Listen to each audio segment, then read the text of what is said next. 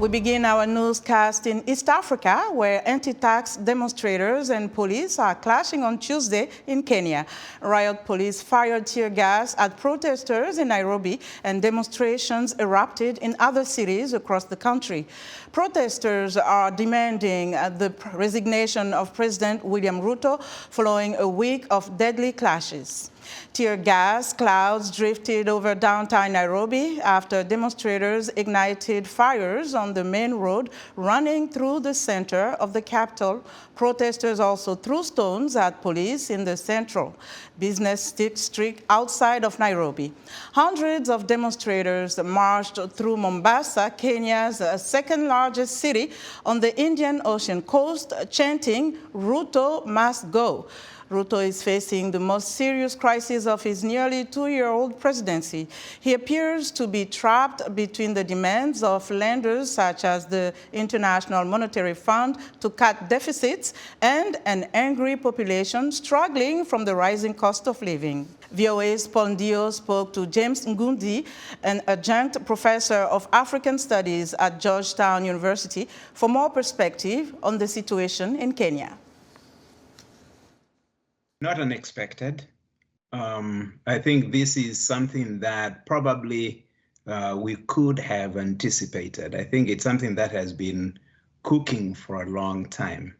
We are dealing with a generation that asks questions and does not do that because I said so. I think the powers that be would love to believe it's the finance bill, and the finance bill only. Because if it were the finance bill, then that's an easy problem to solve. All you need to do is make amendments or even withdraw, as they have done. But the problem is it's not just the finance bill. It's a lot of things that young people, I would say all of us have seen, but I think young people are being impacted more. They are at the stage where they are starting life. They are not being given hope. They are not seeing hope.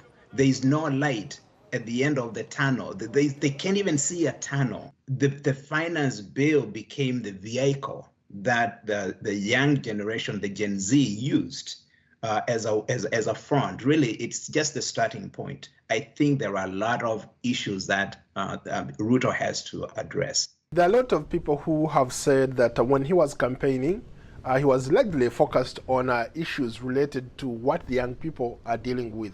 In fact, he came up with a phrase commonly known as the hustler president, right? All these people, young people, looked up to him as somebody who was going to give them some hope, open up the government, give them jobs, create internships here and there, and do all sorts of things for young people. It's a generation that will hold you to account. If you promise them something, they will want to know that you delivered. And if you did not deliver, they want to know why.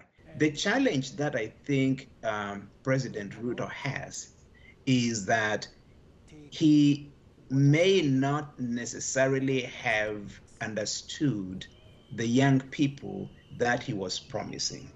And that's because all his political career, he has fought a certain kind of an adversary that he could promise, and if he doesn't deliver and the adversary goes against him, he knew how to handle that adversary.